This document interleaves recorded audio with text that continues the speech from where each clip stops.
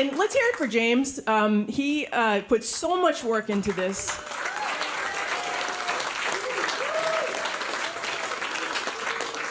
A really amazing amount of work, and I think it turns out to be a really, really good show. And he's become like the protest music talking head now. I don't know if you noticed this, but like this week he was in The Hill and the Wall Street Journal, so pretty soon he's going to be too big for his britches, but whatever. That's a monster that we created. It was really funny. In between the time that we decided we were going to do this and the time we started doing this, the Boston Globe ran an article saying nobody's writing protest music anymore. And I was like, for Christ's sake, he works for you. Like, how do you not know this? Anyway, I think that's all been fixed now. Everybody understands that everybody's writing protest music.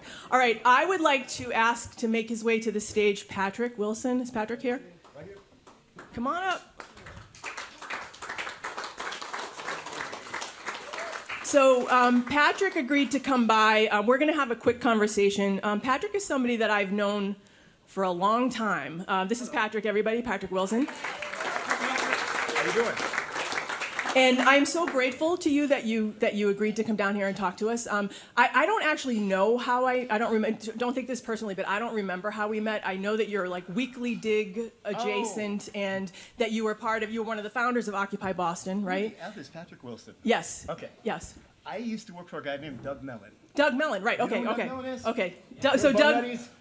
Bun Ratties? No. Green Street Station. Green Street Station. Yeah, Green Street Station. So we go back even further than I thought we did. So there you go. Anyway, the 1990s. Actually, that's the 80s. That's the 80s. We're very old. Yes, Yeah. Anyway, God. so Patrick agreed to come here because I asked him to, because Patrick was unhoused for 14, 15 months. Yeah.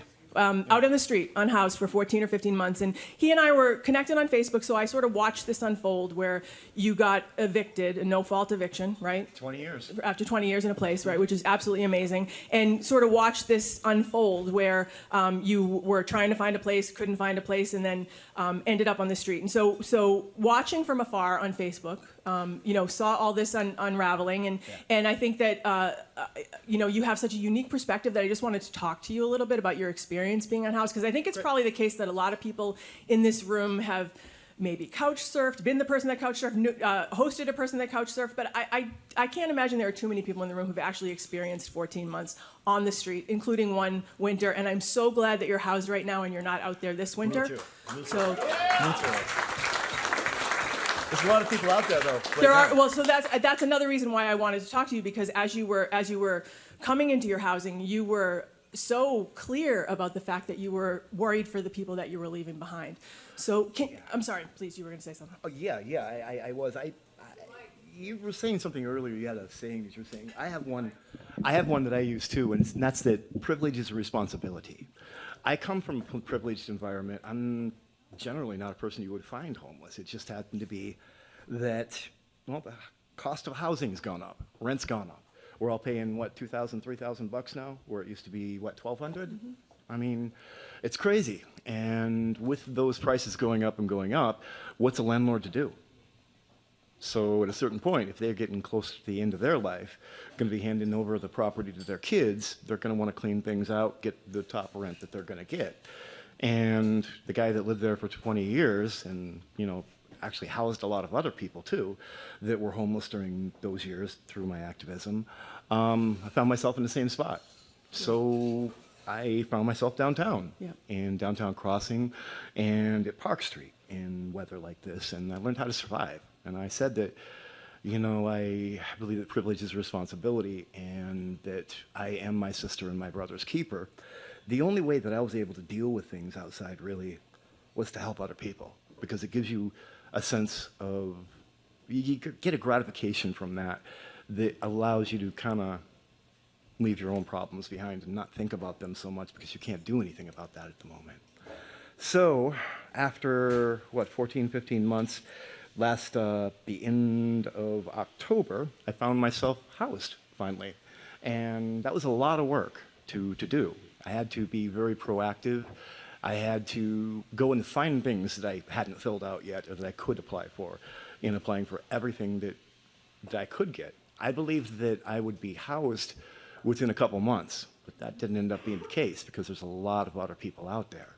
And, granted, there are a lot of people with a lot of problems out there too. You see the people, I guess downtown over the summer months, they're doing different drugs and stuff, and they find themselves kind of like doing this thing, kind of acting weird and kind of not with it. It's a lot of people. Those are human beings. I mean, they're not just, they're not just somebody having a good time and can't control themselves. They're people with addictions, with mental problems, with financial problems that can't very easily be solved. So I believe that the most important thing that we can do for the homeless in our city is to first get them housed, get them inside someplace, because if you can imagine the mental aspects of staying outside in below freezing weather, having police chase you around downtown and tell you that you're going to either be arrested or you're going to go to a shelter that doesn't have room for you. You're not going to lay down or anything. You're going to sit up in a sitting position in about a 4-foot square, and you're going to sit there all night. If you even have that, they're too crowded. There isn't room in the shelters. So this is the problem. This is why people then, well, what I did was I found ways to get inside the MBTA after hours. I found out how to get into Government Center. I found out how to get into Park Street, which is breaking and entering, yeah. But I had to get myself safe and the other people that were with me safe, which included pregnant women. So, these are things that go on our streets after we all go to bed. And there are people out there, and they're human beings, and they may seem like they're unkempt, they smell bad, they act up in bad ways, but they're human beings. And the biggest thing that they probably need, the biggest thing that I found that they needed out there was a hug. Not this gang member, weapons, the whole bit. Go up and give them a hug. It defeats everything. That's the one thing that we do have that we can share with other people is love. Give them a hug. Tell them they're okay. Make them feel like they're part of our society. Anyway. Thank you for that. I wanted to say, so Patrick has such a unique perspective, and I don't want to exploit you in any way. So if you and we've talked about this a little bit, right? I saw you post about things that I think we don't even think about, like losing access to medical care, not being able to get your meds, not being able to get to your appointments because you couldn't get an internet connection to do your phone appointments and things like that. Can you talk a little bit about the frustrations of that sort of stuff? When you become homeless, you carry all this stuff. You see people pushing baby carriages and carts and all these different things. Basically, everything that you own ties you down and makes you vulnerable to other people. I went through 4 phones because I had to sleep outside.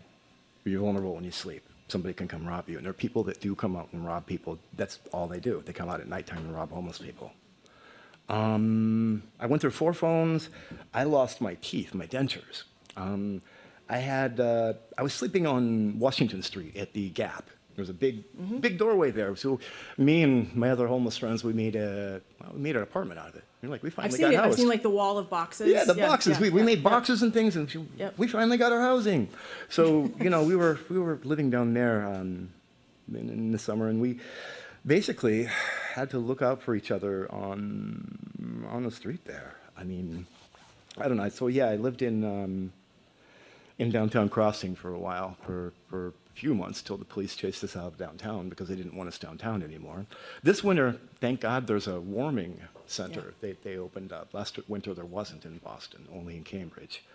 Right, and we lost someone last week at outside of South Station. There was somebody person died about a month ago too, and that's just said. Those are the people that we walk by every day. Right. They may be sitting in a wheelchair. That's in fact who died. Yep. The guy in the wheelchair down by South Station. I knew him. I'd met him a couple times. People robbed him too. But no, you lose everything out there. You find yourself in a spot where you can't hold on to anything. I mean, my teeth and like I said, I was living in the Gap doorway, and I was getting boxes, these boxes that you're seeing. Yep. I was collecting these boxes so we could have some break from the wind. And city workers came by and took all these boxes out of a doorway. And my bag that had my dentures, my phone, almost everything in it was set aside so I could move these boxes. I was gathering them so everybody could have them overnight. Well, city guys came by and took all the boxes with my bag. I walk up to the car. I'm like, hey, my bag's in there. The guy rolls up his window and drives away. I went to Mayor Wu's office. and I was told that I could sue the city. Okay, so you get right But on that's that. but that's the kind of experiences that you have. That's what you're facing as a person who's trying to survive, and you get everything stolen from you. You're chased around by the police. You're breaking into government center to sleep in, well, in a little bit warmer, wind-blocked area. So when you got housed in your beautiful waterfront apartment, your Yes. beautiful water view, Oh my right? You're there at God. Mary Ellen McCormick, I right? got lucky. Yeah. I So got really so, lucky. but it struck me that as I was reading some of your posts, you had a little bit of like what I might call survivor's guilt, right? Well, absolutely. I mean, how do I go from sleeping in doorways and stairwells and breaking into the MBTA to having this beautiful view? And I know that my comrades are still outside. And I know that they're, you know what I mean? How do I go to sleep knowing that as I look outside and I feel that little breeze coming through the window sometimes? How do I justify that in my head? How am I better than anybody else? I'm not. And they're still out there, so it bothers me. I've left the house, got the last train a couple times in order to go to Mass Avenue and just bring like hand warmers and food. Well, I'm glad you're housed, and I think I'd like to suggest. So I carry gloves and hats and hand warmers and things like that with me all the time, right? And you can give them to. I gave somebody a coat the other day who was out there without one. Just those little acts. I'm not going to recommend hugging like I'd give you a hug, but I've had some bad experiences too when I stop to talk to people. So, but I do think that it's really important to have a conversation, right? Have a conversation with people that you meet. I had some great conversations when we did the homeless census when I worked at City Hall with veterans who were basically living in South Veterans Station. Center over there, yeah, exactly. But yeah, so I asked Patrick here just because I thought it was such a great opportunity not to pass. I didn't want to pass it up to have this very, very particular perspective from somebody who was unhoused for such a long time. And I'm so glad that you're indoors this winter, and I'm so happy that you came down here. Is there any last words that you'd like to offer to? Love conquers hate. Love conquers hate. That's the only thing I can really say. I mean, it's the only thing that can really move people and make things better. I mean, you can give somebody a coffee, all these different things, that'll make them feel better, but really it's human contact. I mean, it's just being accepted as another person, not as less than or that ugly thing that I'm trying to avoid that I don't want to make eye contact with because they might ask me for money, something like that. And it keeps people apart. I think that we can benefit each other a lot more because most of us, I mean, how many of us are really 2-3 paychecks away from being homeless ourselves? Yeah. I mean, we all got bills. They're hard to make. Buying food's impossible anymore. I mean, God, look at the prices in the grocery store now. So we're all just a few steps away from it, to be honest. Anyway, I thank you very much. Thank you.